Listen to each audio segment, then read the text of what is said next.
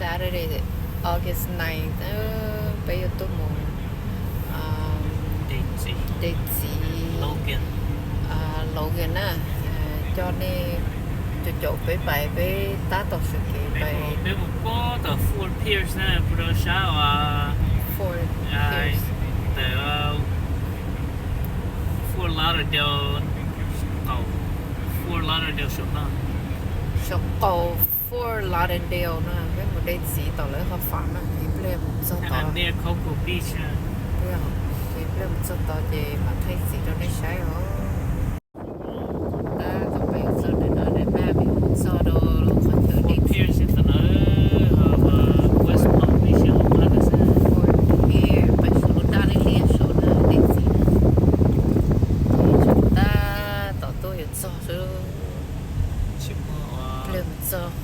Dễ nó chỉ đã mặc hết nên đuôi.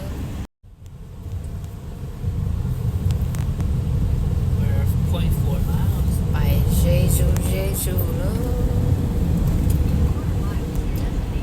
Quarter mile chỉ cho kia là có chơi đến gì đó. We're getting close. Cho kia đó, cho gì có sức không? Đang phò nữa, chưa cho đến tiện. Bài cho kia rồi chơi đến gì tiện lâu. Bây tôi cho chơi đến gì nữa. Tôi sẽ phở nó cho bên lò. Chọn đùa rồi bé một sai gì ta chỉ nhau sáng là nó. Tôi đã đàn ở cho nó non thế đó. Nè. Cho nên phải sai gì hậu đó. Cho nó đàn à. Bên màu sai gì đó. Chỉ chưa lâu xưa. Cho nên là Logan á. Ok, tôi sau kia là cho chị Logan á, còn nó hiện tại khó trông này. Hai đứa tiêu. Ui, tôi bắt bông rồi. Giờ tôi chân là khó trông ba, cho tông ca một tỏ cho chị ạ. Chị mình đâu tiêu. Ít là một sao cho nó lo mà thay đổi. Dùng tiệt tiêu như chắp lờ đi. Logan nhá, Florida nè. Rồi tôi rau mỏ để tới chơi nó to tí năng lên tới trái lá chị. Là mua hay nè. Có chơi nó nhá. Logan, here we go, Logan. Đều. Rồi cho ý đồ một tàu tía hay là một sát sổ chứ. Chị hay thế thế. Go.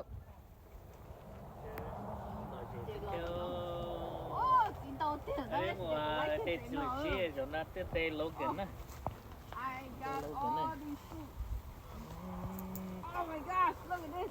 Oh, hai tiêu. Hai tiêu rồi. Chín đầu tiêu đi. Okay, cho nên nó chỉ cho nên tôi cho là cái gì mà. Cái lý chỉnh nó chỉ thời của nó chỉ cho nó chỉ của nó chỉ lâu cái nè. Ô, cái lỗ lại. Ok. Chỉ mà dùng câu tiêu đâu thì tiêu lên nè. Giờ nó chỉ ra nó sẽ tiêu. Nè.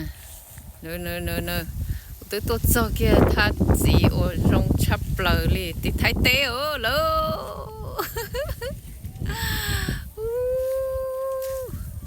Thế cho chỉ để té li hả? Nè. Ôi yo.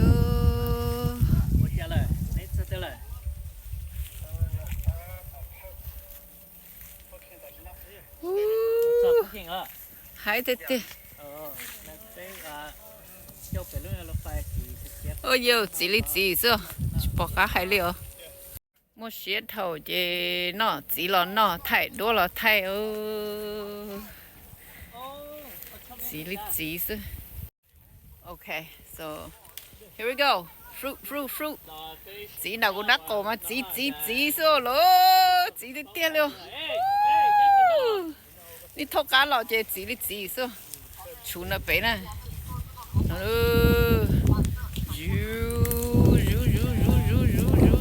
gì bữa đúng có gì mà hai thịt tiêu cho nó là cú cho nó phò thịt tiêu liệu dùng thịt tiêu chỉ bảo trả liệu tôi cho chị ôn nó sẽ tiêu ok đây tao chị nói nó là đây thôi nữa nó hỏi nó làm gì nha chị mua nó số nó mỏ nó cái gì đó chị chuyện này sai đấy cái nào chị hàng đây phải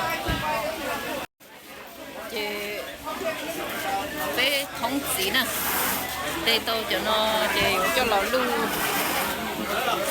ở thống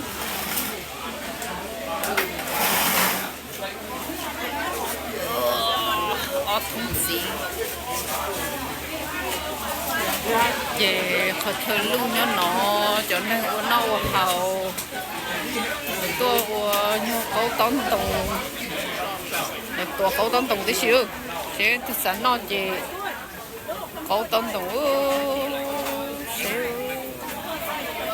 phải xíu lỡ không bông thiếu không bông cho nên không bông cho sẽ là dòng bông Okay, thank you. không bông bùa lọ Không ăn bữa. Dạ. ít thay về chưa nào Đâu xưa, mua to là nó đâu xưa. trâu đầu nó đâu xưa trâu đầu Chicken. barbecue chicken my goodness nó đâu xưa lọ nó chỉ tàu liu đâu xưa nó chỉ tàu không bông không bông cái bùa này nó chỉ tàu liu Nan phần Luca còn đấy. ok cho tôi chán tôi già nó là bún đỡ đó họ tôi đây là giờ chỉ thấy nghe tí xíu đi là chuyện đó tốn đúng không Cho những hải bùa những kỳ cho chung với đó. hai thịt tiêu Họ bánh chơi nữa. Họ bánh chơi cũng chơi đó. Sao mày nói à? Họ bánh chơi. Họ mẹ của nó sao?